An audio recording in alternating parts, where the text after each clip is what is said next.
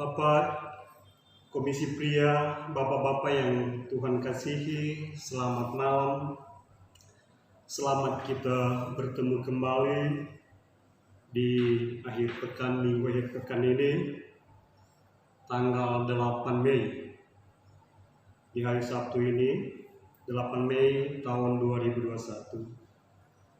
Sungguh bahagianya kita ketika kita masih diberikan kesempatan oleh Tuhan menikmati kehidupan ini, mengisi kehidupan dengan tugas pekerjaan kita. Ada sehat dan kuat yang Dia berikan, dan di dalamnya kita boleh melaksanakan semua tugas-tugas dan pekerjaan kita.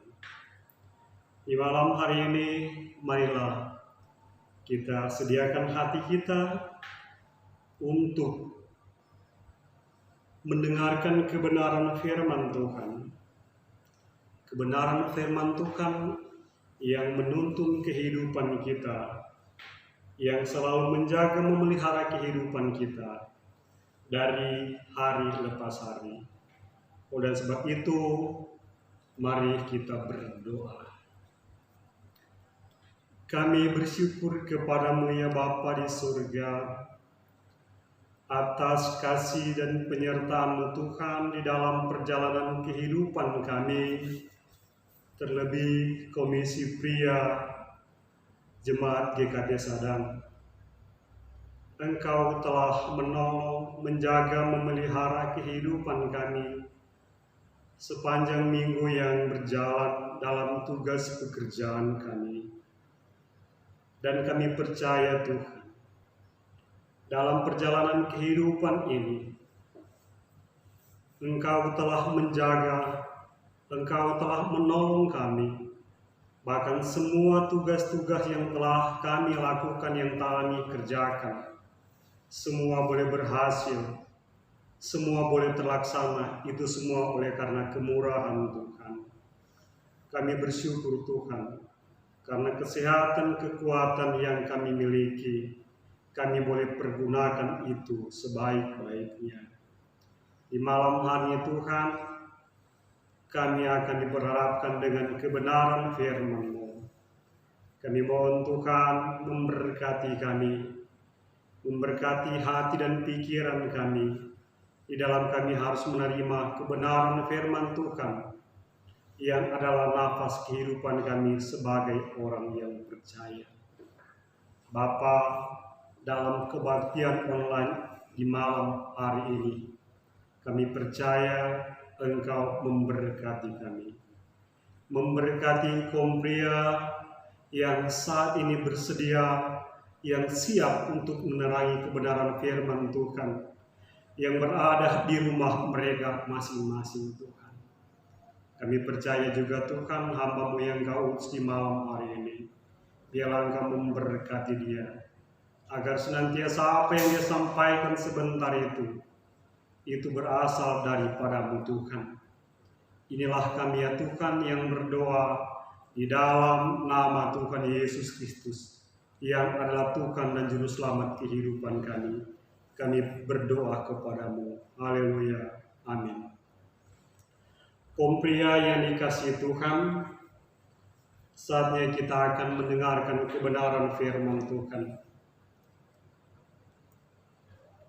Kebenaran firman Tuhan yang diambil dari Kisah Para Rasul sesuai dengan penjabaran yang diturunkan oleh Sinode GKP. Dari Kisah Para Rasul 7 ayat 9 sampai dengan 16.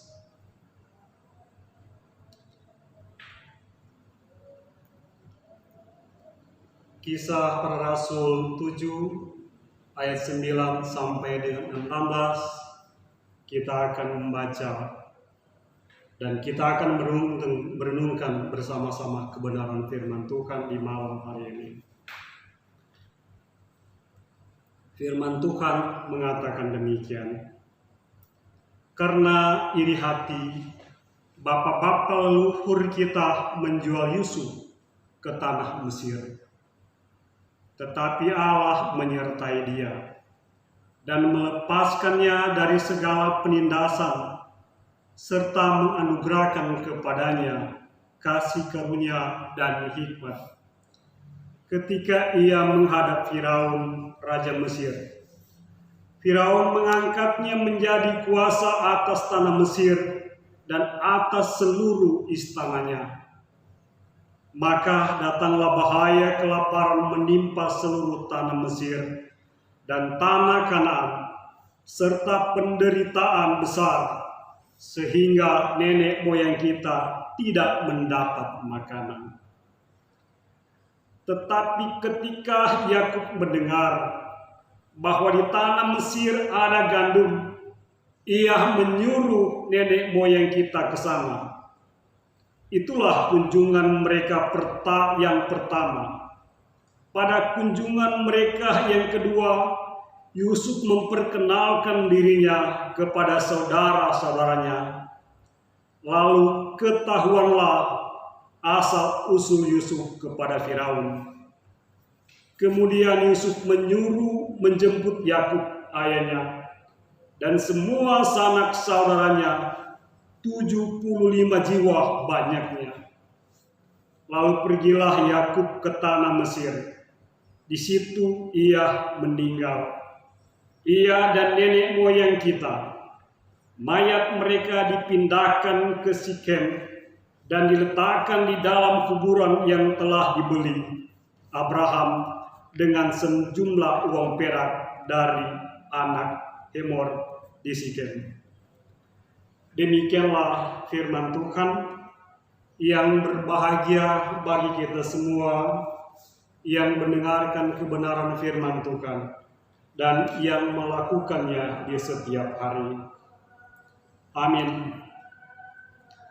Komisi pria yang dikasihi Tuhan, kita percaya bahwa di dalam perjalanan kehidupan kita ini, tentunya kita ada banyak hal yang telah kita lewati. Ada perasaan suka, ada perasaan duka, bahkan pun ada perasaan senang. Di malam hari ini, dalam pembacaan atau perenungan kita, saya beri judul Melawan Insecure. Insecure adalah kata yang berasal dari bahasa Inggris yang sering dipakai oleh anak-anak muda dalam bahasa gaul.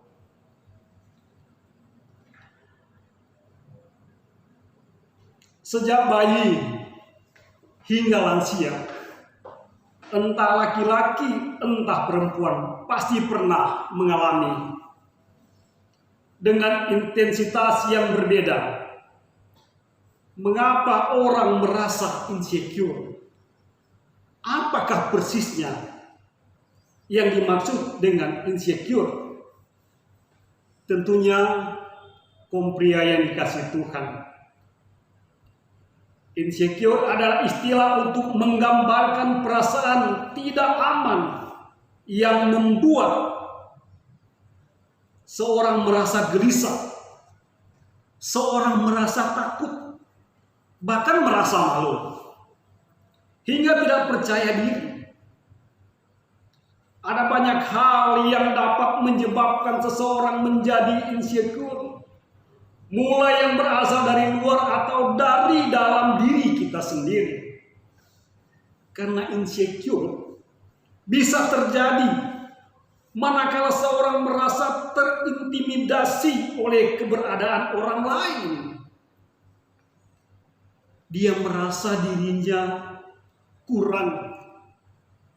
Dia merasa lebih rendah dan tak berdaya saat berhadapan dengan orang atau pihak lain.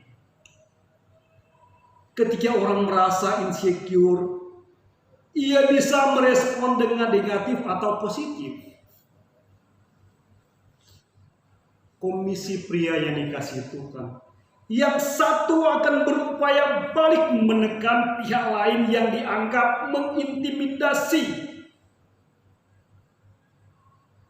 atau mengalihkan perasaan dan tindakan distinktifnya kepada pihak lain yang lebih lemah, bahkan sedangkan yang lain justru mengelola perasaan tidak aman dengan berlindung kepada yang lebih kuat,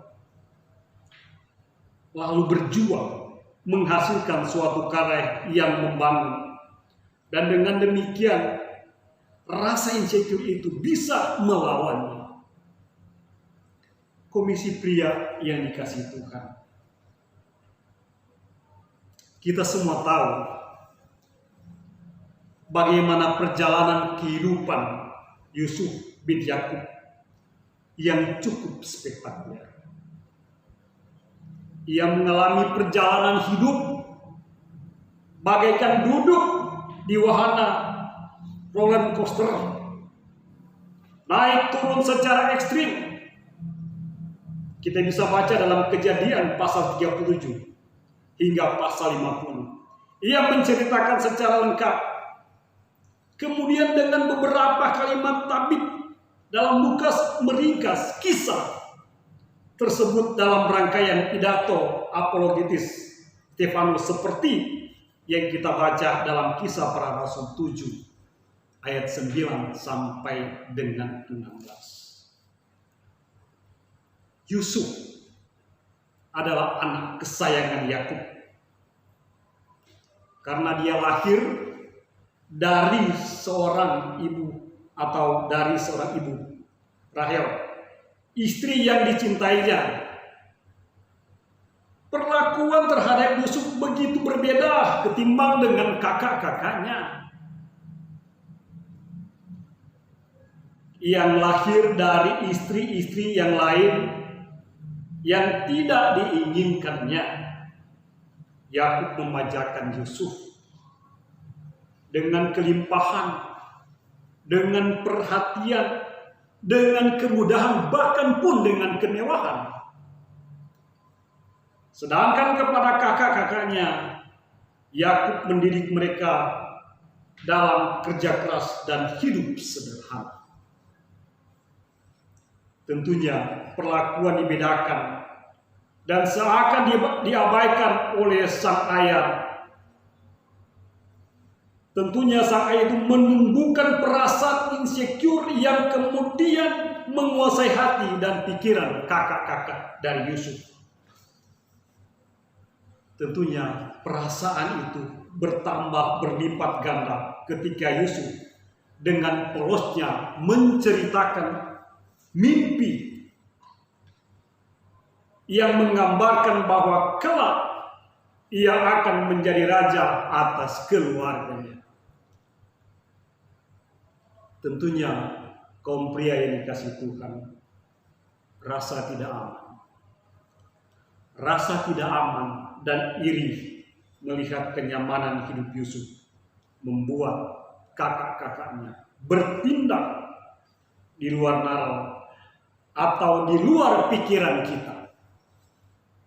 Mereka bermaksud untuk membunuh adiknya, membunuh Yusuf adiknya itu.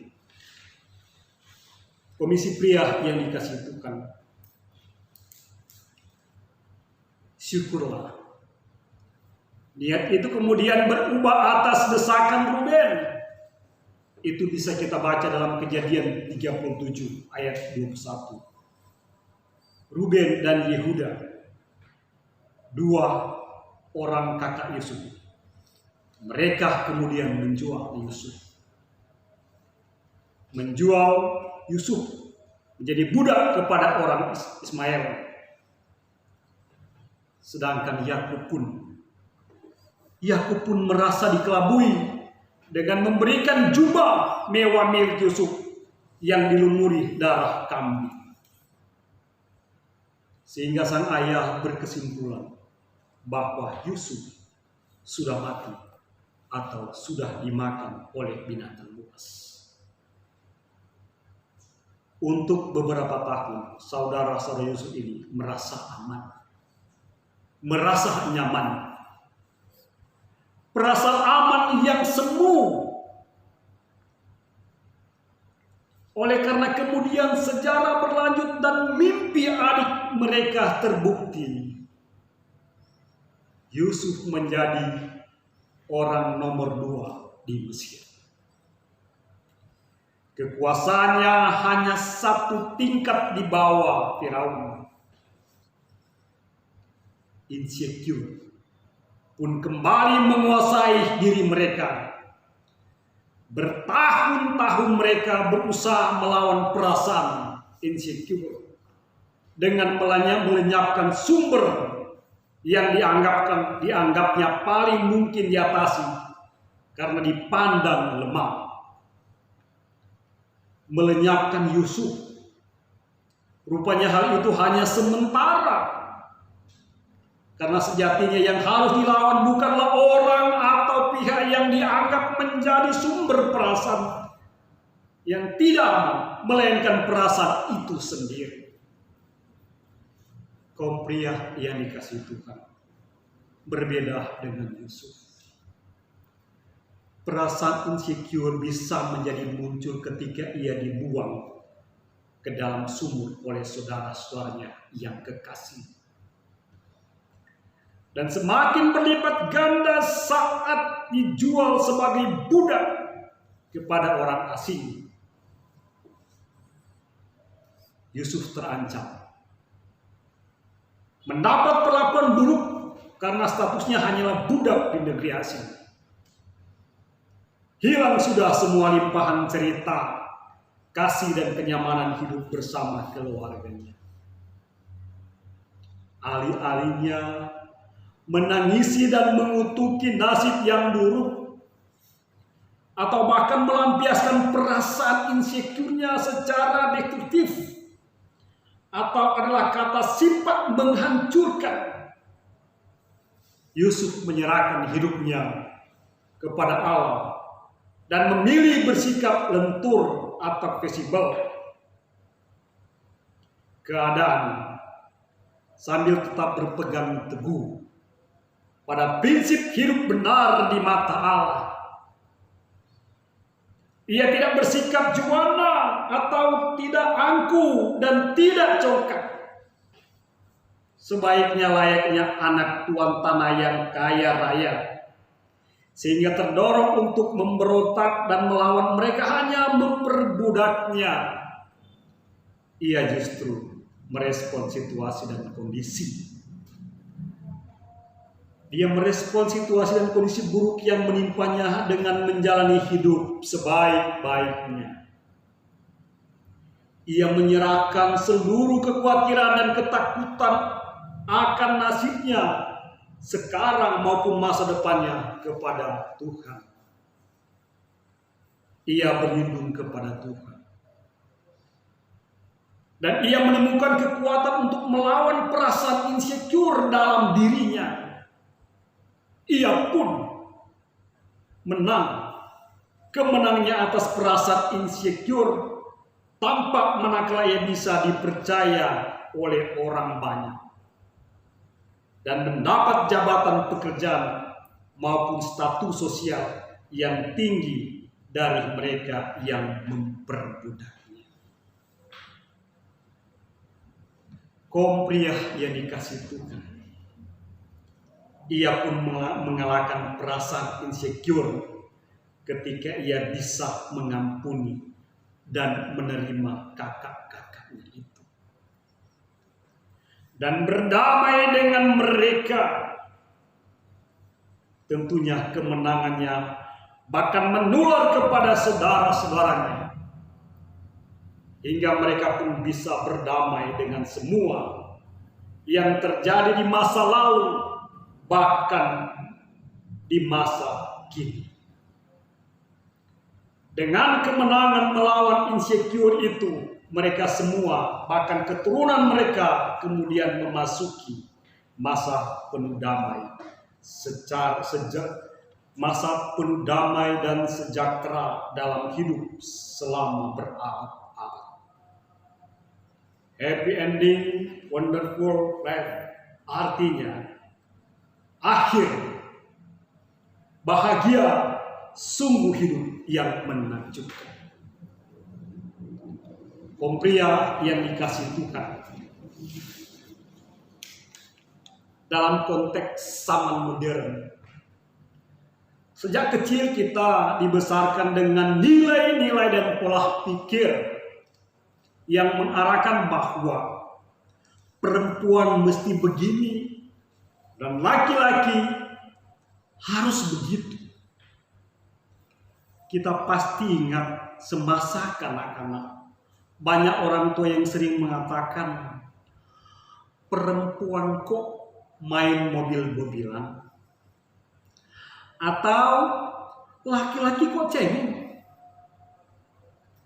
Penanaman nilai-nilai seperti ini secara lekat telah terpatri dalam benak kita dan membentuk pengertian bahwa perempuan dan laki-laki sejati harus memenuhi standar dan kriteria tertentu. Seiring dengan bertambahnya usia, standar dan kriteria ini terus bergeser mengikuti alur kehidupan kita. Ketika kita sulit untuk memenuhi standar tersebut, akibatnya kita akan merasa ada yang kurang dari diri kita. Hal inilah yang seringkali membuat kita merasa insecure. Perasaan insecure itu pun diperparah dengan kerasnya budaya persaingan demi mendapatkan fasilitas hidup yang lebih layak dan status sosial yang lebih tinggi daripada yang lain.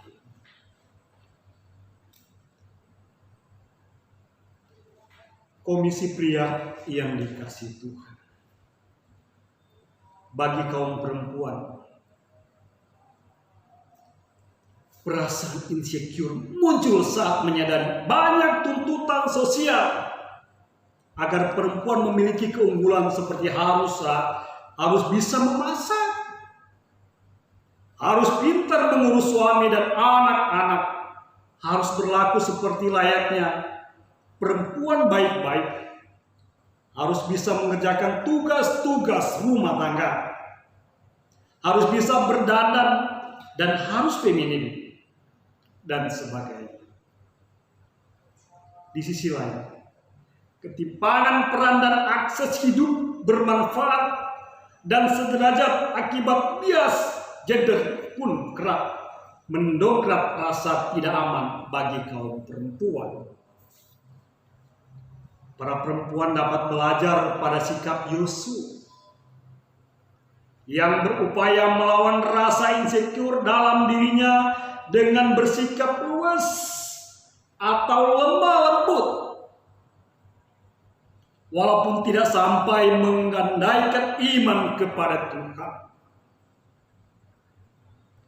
Yusuf dapat menjadi teladan bagi para perempuan untuk dapat bersikap rendah hati dan mengakui keterbatasan diri, lalu menggantungkan diri kepada belas kasihan Tuhan yang melindungi dan bersedia mempertahankan sikap positif dengan menjalani hidup dengan sebaik-baiknya.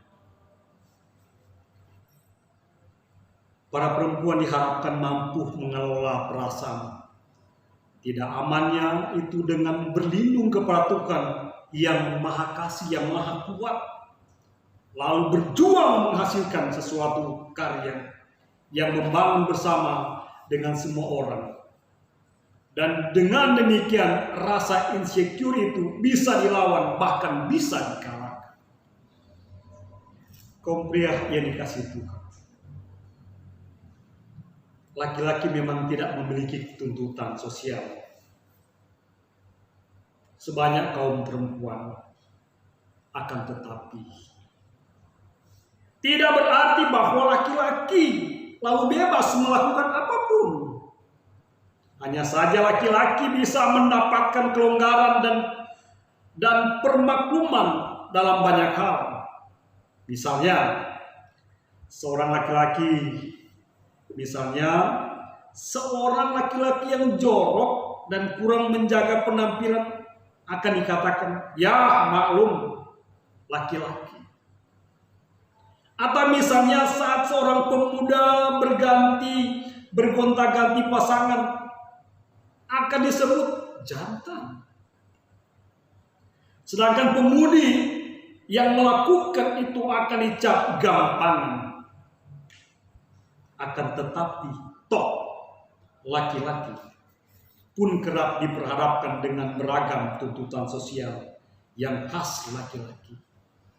Misalnya, tuntutan sosial bahwa sebagai suami, seorang laki-laki sejati pasti memiliki pekerjaan yang mendatangkan penghasilan untuk mencukupi kebutuhan keluarga. Kalau sampai istri memiliki karir di luar rumah dan bahkan memiliki penghasilan lebih besar ketimbang dirinya, serta berkontribusi lebih besar mencukupkan kebutuhan ekonomi keluarga, maka ia akan dicap laki-laki lemah dan tidak berguna. Laki-laki kerap dituntut lebih unggul dari perempuan, lebih kuat, lebih pintar, lebih bijaksana, lebih berperan di ranah publik, dan sebagainya. Ketika yang terjadi sebaliknya, maka timbul perasaan insecure pada diri laki-laki. Itu hanya sebagai hal yang menimbulkan perasaan insecure. Banyak hal lainnya yang bisa menimbulkan insecure pada diri laki-laki, seperti persaingan antar laki-laki sendiri. Kaum pria yang dikasihi Tuhan, melalui teladan Yusuf dan saudara-saudaranya, para lelaki diharapkan mampu menempatkan diri sebagai orang yang rendah hati untuk mengakui dirinya tidak serba bisa atau kuat. Berdamai dengan keterbatasan itu yang sangat bergantung pada pertolongan Tuhan. Sikap rendah hati ini akan membuat kaum laki-laki memandang sesamanya, siapapun mereka, sebagai seorang yang sama-sama mendapat belas kasihan Tuhan karena kelemahan dan keterbatasan yang ada pada diri masing-masing, sehingga bisa bersikap toleran dan siap bekerja sama sebaik-baiknya demi membangun hidup yang lebih baik. Amin. Kaum pria yang dikasihi Tuhan, saatnya kita akan berdoa. Doa syafaat akan diakhiri dengan doa Bapa.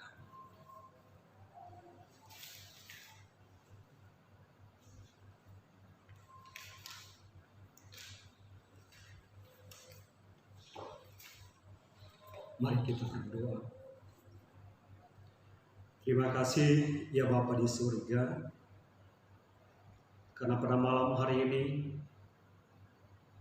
Engkau memberikan kami kesempatan untuk memeriksa kehidupan kami lewat kebenaran firman Tuhan. Kami percaya Tuhan, lewat kebenaran firman yang telah kami dengar, yang telah kami terima, yang telah kami baca bersama, biarlah senantiasa kami bukan hanya menjadi pendengar firman, tetapi menjadi pelaku-pelaku firman. Terima kasih Tuhan, kebenaran firman Tuhan yang mengingatkan kami sebagai kaum pria yang punya tanggung jawab penuh di tengah-tengah kehidupan keluarga. Kami sebagai kepala rumah tangga punya tanggung jawab penuh menjaga bahkan melindungi dalam kehidupan keluarga kami. Terima kasih Tuhan. Biarlah kebenaran firman Tuhan selalu bersama-sama dengan kami, mengingatkan kami bahwa dalam perjalanan hidup ini Engkau yang selalu menjaga kami, Engkau yang selalu menolong kami, bahkan Engkau yang selalu memberkati kehidupan kami. Terima kasih Tuhan. Kami berdoa untuk Komisi Pria, biar senantiasa Engkau memberkati pengurus yang ada, keanggotaan yang ada, memberkati semua program kerja mereka Tuhan, memberkati rencana-rencana dari kaum pria yang ada di GKP saya. Apapun yang menjadi kebutuhan mereka Tuhan, Engkau berkati mereka. Memberkati rencana, memberkati pekerjaan, bahkan memberkati akan semua yang mereka kerjakan di setiap waktu. Terima kasih Tuhan. Kami berdoa untuk kaum pria yang saat ini yang dalam keadaan tubuh yang lemah, dalam keadaan sakit, biarlah senantiasa Engkau menyembuhkan sakit. Engkau memberkati apa yang menjadi kebutuhan mereka, memberkati kebutuhan yang mereka perlukan Tuhan. Kami berdoa untuk kaum pria yang saat ini dalam bersukacita oleh karena ketambahan usia. Biarlah Engkau memberkati sukacita mereka Tuhan. Kami berdoa Tuhan untuk gereja kami Tuhan, Gereja Kristen Pasundan, memberkati para pendeta, memberkati para pelayan-pelayan yang ada, agar senantiasa Tuhan dalam tugas pelayanan mereka punya tanggung jawab untuk melayani, untuk melakukan tugas pelayanan.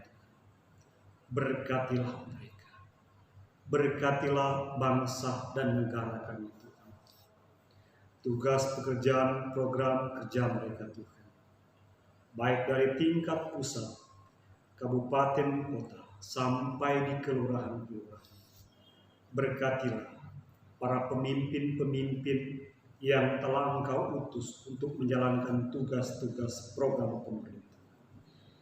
Bapa, inilah kami yang berdoa kepada-Mu Tuhan.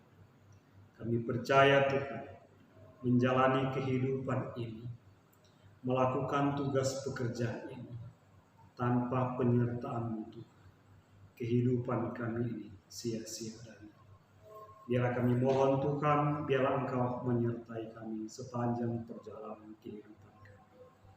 Inilah kami yang berdoa. Di dalam nama Tuhan Yesus Kristus, kami berdoa dalam doa Bapa kami. Bapa kami yang di surga, dikuduskanlah nama-Mu, datanglah kerajaan-Mu, jadilah kehendak-Mu di bumi seperti di surga. Berikanlah kami pada hari ini makanan kami yang secukupnya, dan ampunilah akan kesalahan kami, seperti kami juga tahu mengampuni orang yang bersalah pada kami. Dan janganlah membawa kami ke dalam pencobaan, tapi lepaskanlah kami dari penjahat. Karena Engkaulah yang punya kerajaan, kekuasaan, sampai selama-lamanya. Amin.